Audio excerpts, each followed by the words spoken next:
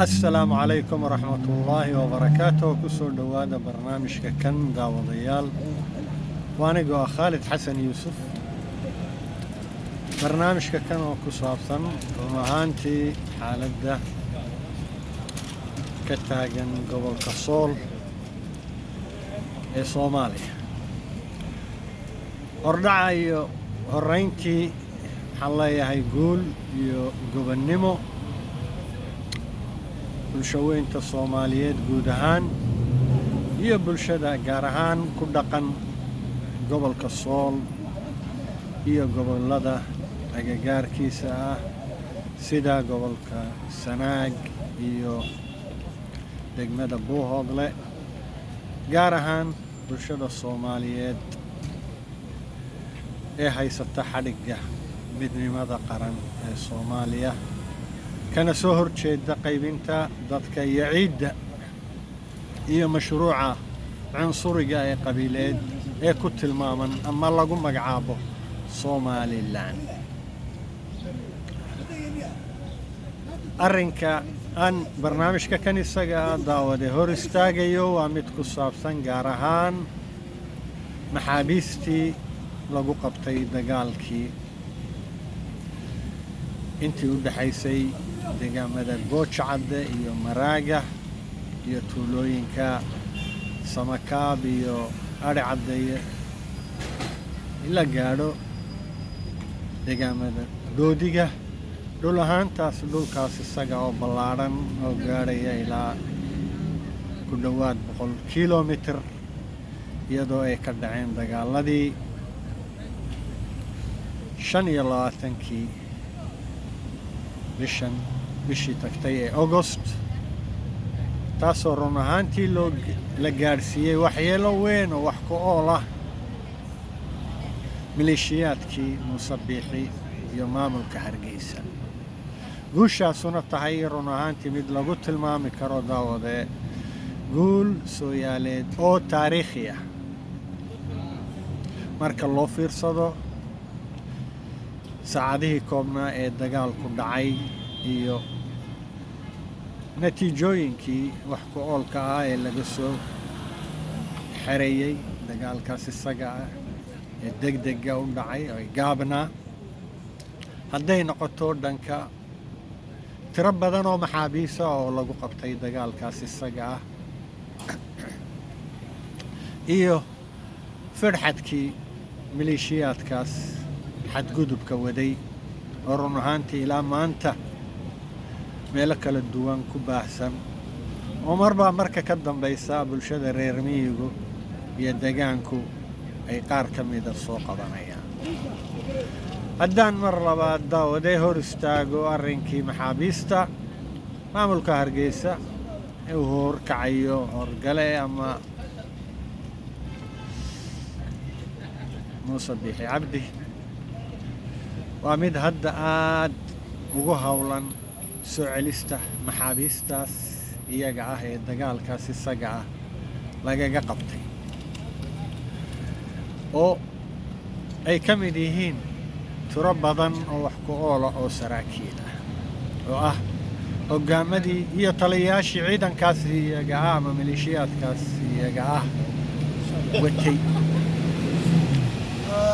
runtii maanta lama joogo xilligan isaga ay lagu sugan yahay waqti ama xaalad lagu kala bedesho maxaabiis taasoo ay ugu wacan tahay daawade iyadoo uu dagaalkii bilow yahay oo arrinku taagan yahay faanoo le fari kama qodna xaaladii colaadeed ee mar walba sii korayso oo sii baahayso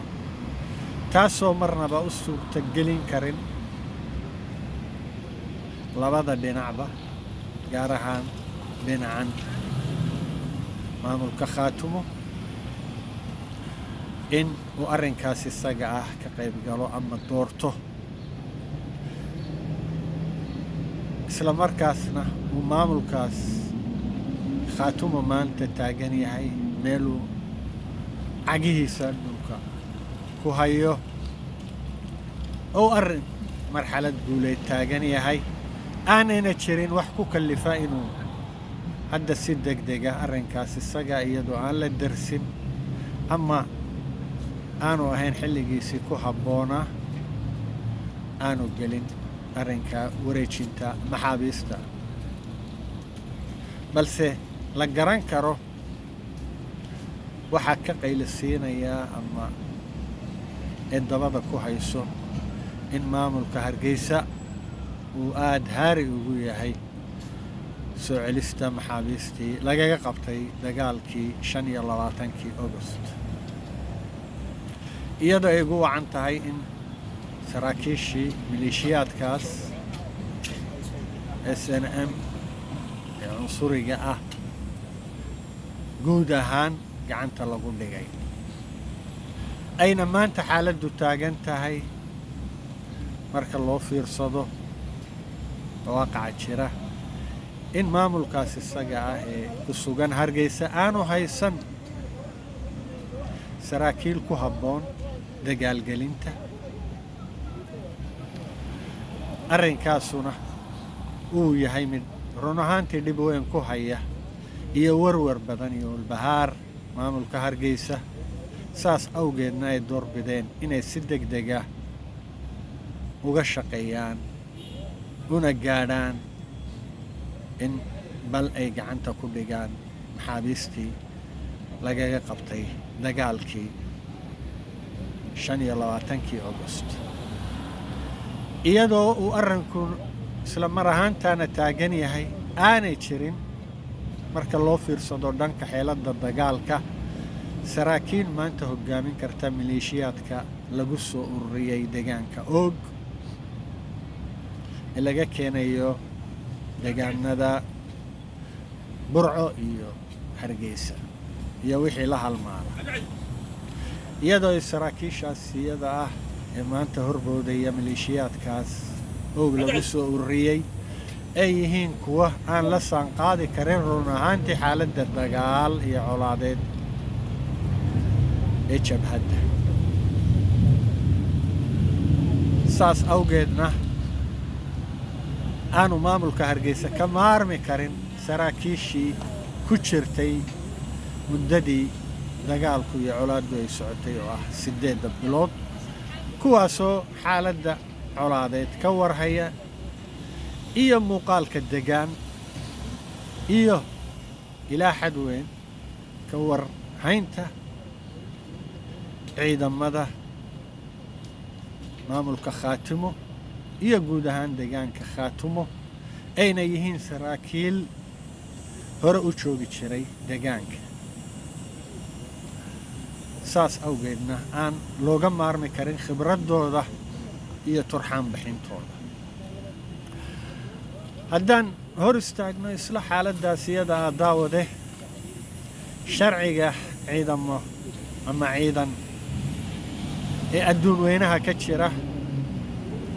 waa mid salka ku haya qofka sarkaalka ah ee dagaal lagu qabto inaanu mar labaad dagaal ka qaybgeli karin oo uu la dagaalami karin ciddii soo qabatay markii hore sarkaalka lagu qabto dagaal sharciga ciidamada adduunka u yaallaa wuxuu yahay oo la isku og yahay inaanu la dagaalami karin mar labaad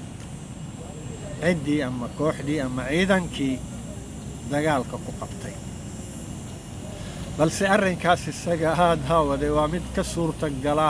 maamulka Hargeysa uu maangaabka Muuse Biixi Cabdi horkacay iyadoo laga fakarayo in la sii daayo sida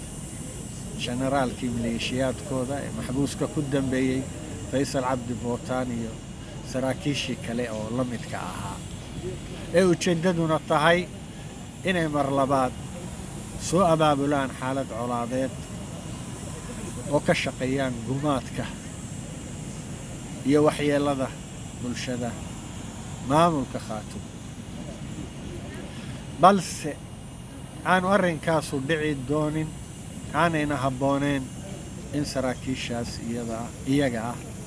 iyo guud ahaan maleeshiyaadka laga qabtay ee gacanta ciidanka maamulka khaatumo ku sugan aan la sii dayn oo la gelin waaqacan maanta lagu jiro xaalad isweydaarsi maxaabiis taasay dan ugu jirin maamulka iyo bulshada khaatumo arrinkaasuna loo daayo xilligiisa habboon oo ah marka xaaladda colaadeed guud ahaan gunaanad gaadho oo dhammaato oo la soo afjaro isla mar ahaantaana la isku afgarto heshiis kama dambays ah oo labada dhinac dhex mara balse ka hor intaan arrinkaas isaga la gaadhin in la isweydaarsadaa maxaabiistu waa khasaaro iyo waxyeello bay u tahay dhanka maamulka khaatumo arrinkaas isaga ah baan hor istaagay daawade